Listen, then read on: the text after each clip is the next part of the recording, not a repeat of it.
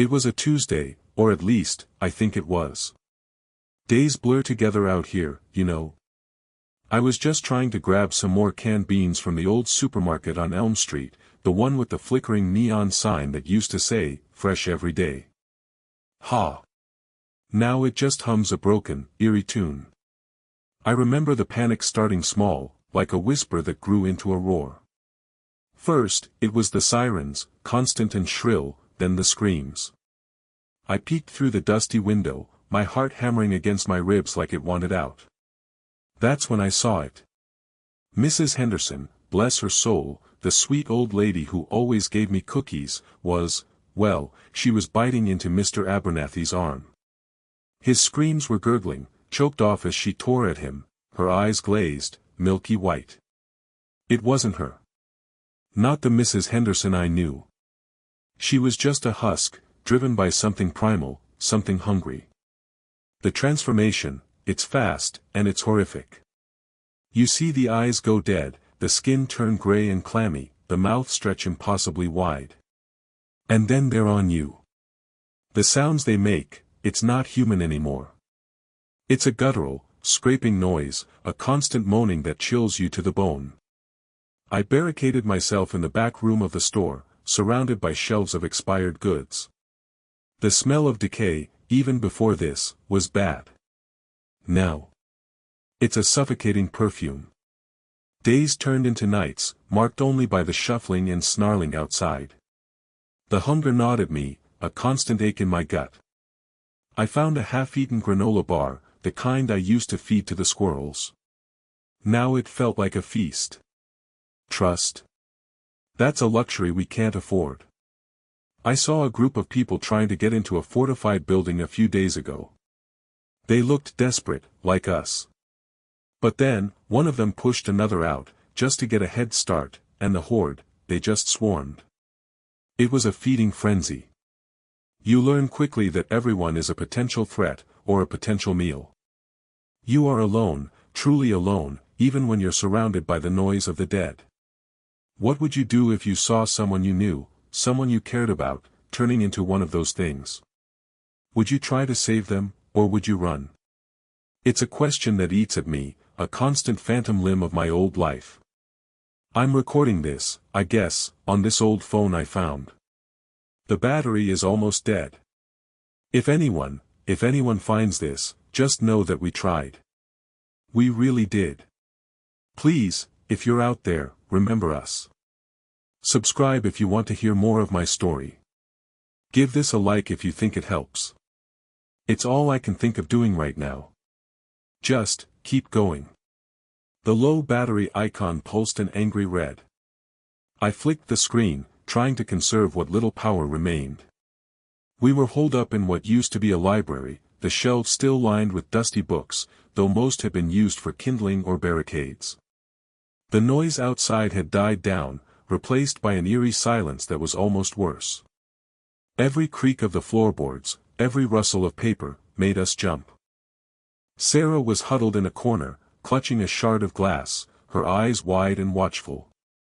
She hadn't spoken much since the last incident. Marco, usually the most boisterous of us, sat by the boarded-up window, his knuckles white on the makeshift weapon he'd fashioned from a table leg. We'd been running for days. The patrols, the systematic clearing of every building, every street, it was relentless. They were thorough, organized. We were just trying to survive, to find somewhere safe, somewhere that wasn't already under their control. We'd heard whispers of other groups, of safe zones, but they were always just that, whispers, rumors that faded the closer we got. Each time we thought we'd found a path forward, it led to another dead end, another desperate scramble for cover. This library, with its thick walls and limited entry points, felt like a temporary reprieve. Food was scarce. We'd managed to salvage some canned goods from a nearby convenience store, but the rations were dwindling fast. Water was even harder to come by. We'd found a leaky pipe in the basement, collecting drips in a rusty bucket. It tasted metallic, but it was wet. The air was thick with the smell of damp plaster and decay. I kept thinking about my phone, about the message I was trying to leave. Was anyone even listening? Was this recording just a final, futile act of defiance? Suddenly, a heavy thud echoed from the main entrance. Then another. They were trying to break in. Marco scrambled to his feet, signaling for Sarah and me to stay down. The wood of the door splintered. I could hear guttural shouts, the heavy boots of the approaching patrol. We were trapped. There was no way out. I fumbled for the phone, my hands shaking. I had to try and record something, anything. This was it. This was the end of the line. The door groaned, about to give way. My thumb hovered over the record button, a desperate plea to the void. Okay, so picture this, I'm in this tiny bookstore, the kind with creaky floors and that old paper smell, right? Just trying to escape the heat and maybe snag a good read. I'm Sarah, by the way. This was, I don't know, maybe a Tuesday. Or maybe it was Thursday. Time's gotten fuzzy. Anyway, I'm browsing, and suddenly, this sound starts. Like a really, really bad traffic jam, but way more frantic. Then, screams. Not just scared screams, but painful screams. I peek out the window, and it's chaos. People are running, but not away from anything. They're running at each other. And the ones doing the chasing, they're not right. Their skin's all wrong, pale and greasy, and their eyes are just, milky. Vacant. Then I see it. A woman, who moments ago was just standing there, her face contorts, and she lunges at a guy, biting into his arm like a wild animal. He's screaming, trying to pull away, but she's got this unnatural strength. And then, he changes. His skin gets that same grayish hue, his movements become jerky, and his scream morphs into this guttural moan. My stomach just drops. This isn't a riot. This isn't some kind of weird viral outbreak where people just get sick. This is something else. Something out of a nightmare. I locked the bookstore door, my heart pounding like a drum solo. The sounds outside are getting closer. More screaming, more of those awful moans. I can't stay here. But where do I go? Every instinct is screaming at me to hide, to disappear. But hiding won't last forever. I have to move. I glance at my backpack, a half-eaten granola bar and a nearly empty water bottle inside. Great. Just great. The world decided to end, and I'm equipped for a mild inconvenience. I shove the backpack on, the meager supplies a cruel joke. The moans outside are no longer distant, they're right outside the front door. A heavy thud shakes the glass. They're trying to get in. I can't stay here. The back door. It opens onto a narrow alley, usually piled high with overflowing dumpsters. Not exactly a scenic route, but it's my only chance. I creep towards the back, my breath catching with every creak of the floorboards. The dumpster stench is overpowering, a mix of rotting food and something metallic and foul. It's better than the alternative. I heave myself over the first dumpster, scraping my knee. The moans from the front of the store are joined by scraping sounds, a horrific symphony of destruction. I scramble over another, the metal groaning under my weight. The alley is a dead end.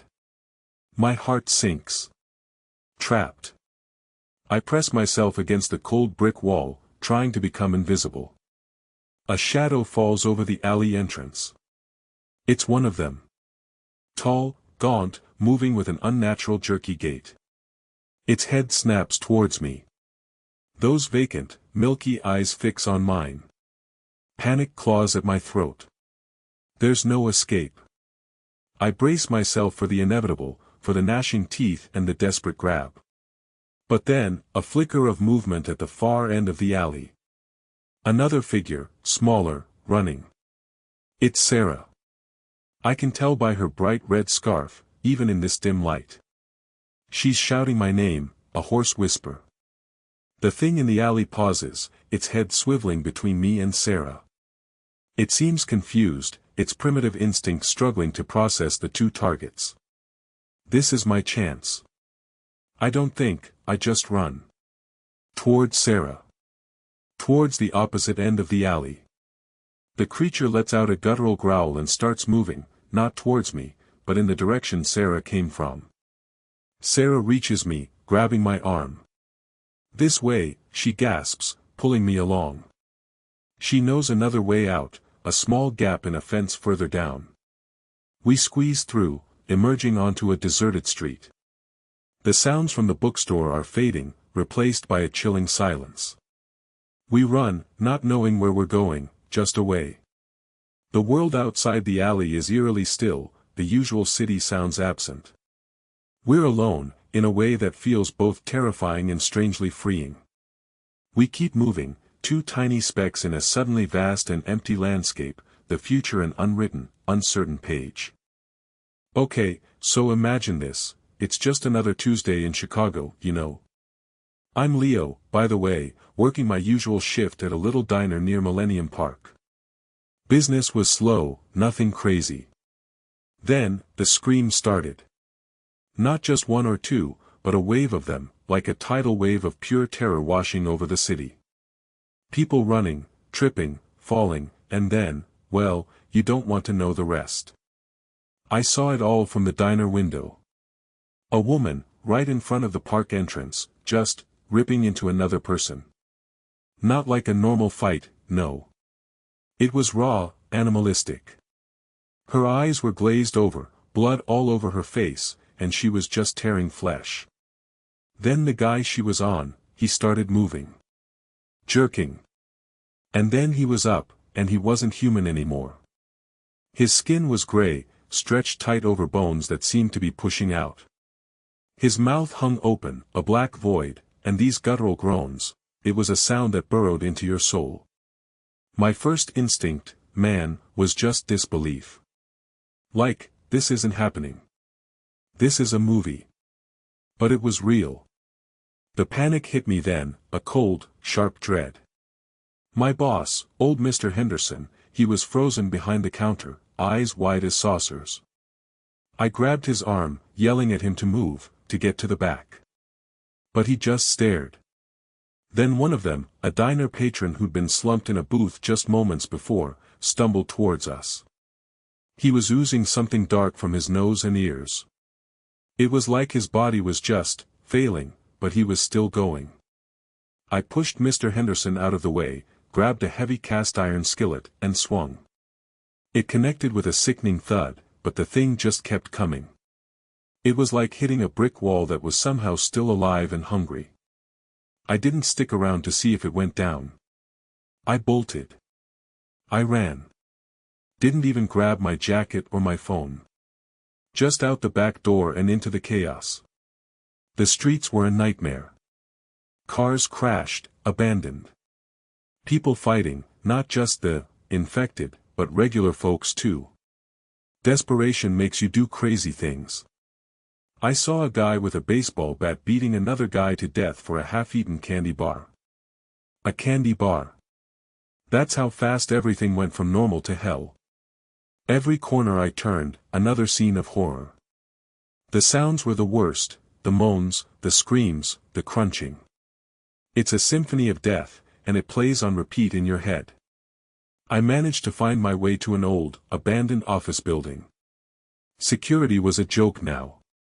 I barricaded myself in a small office on the third floor, praying no one, or nothing, would find me. The windows were mostly intact, and through them, I could see the city, this place I'd known my whole life, just burning. Smoke everywhere. The sheer scale of it, the totality of the collapse, was overwhelming. It felt like the world had just ended, and I was one of the few left to witness the aftermath. The silence that followed the initial pandemonium was almost worse.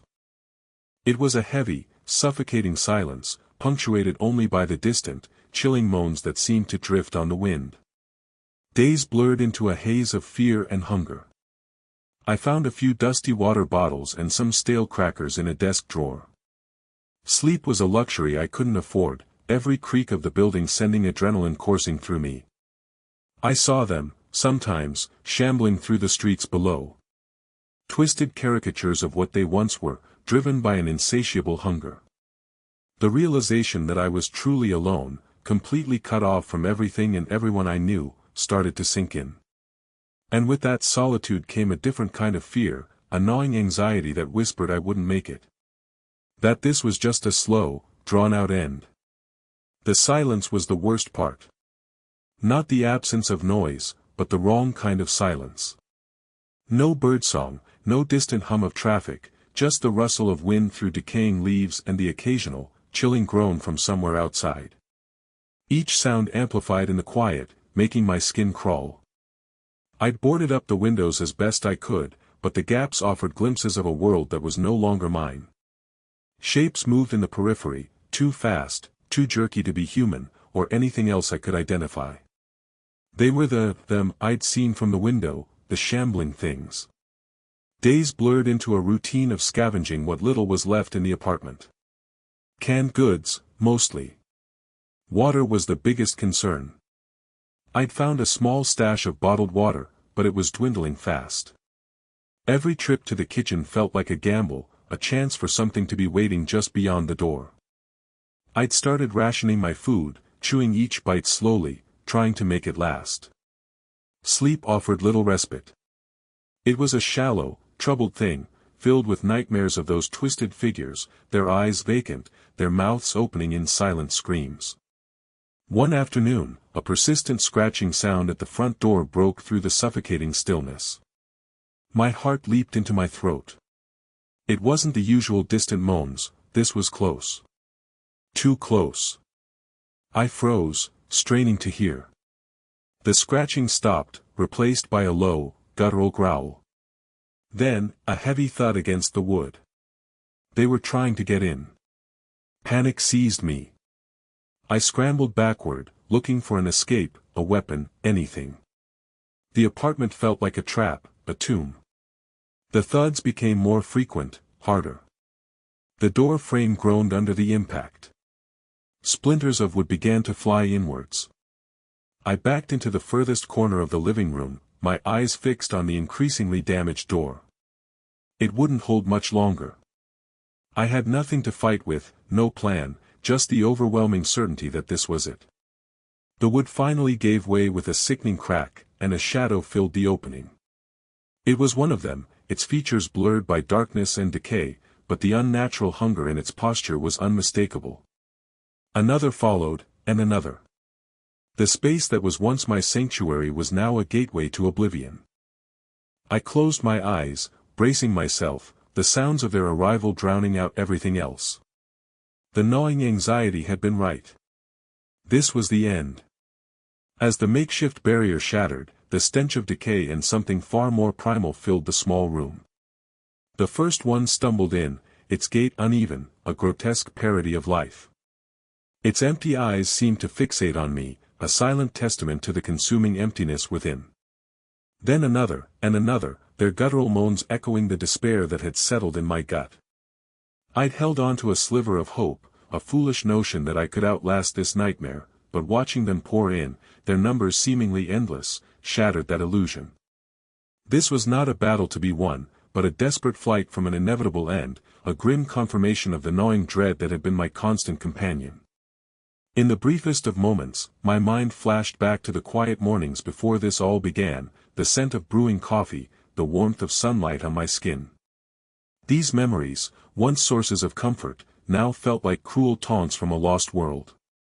The sheer inevitability of it all was crushing. There was no strategic advantage to be found, no clever maneuver that could turn the tide. It was a matter of survival against an overwhelming force that felt less like living beings and more like an unstoppable wave of death. The wood had held for so long, a fragile shield against the encroaching darkness, but even the strongest defenses eventually crumble.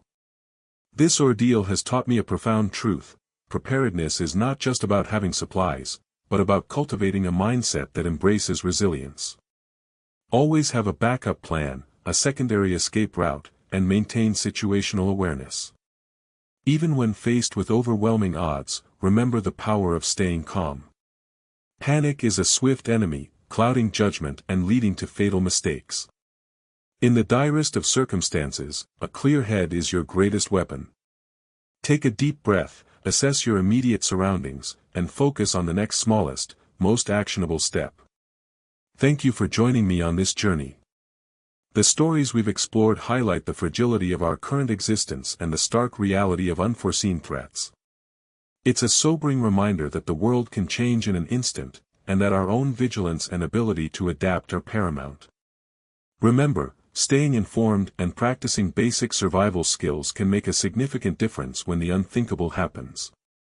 If these narratives resonated with you and you found value in our shared experience, please consider subscribing to stay updated on further explorations and insights. Your thoughts and comments are invaluable, so please share your reflections below.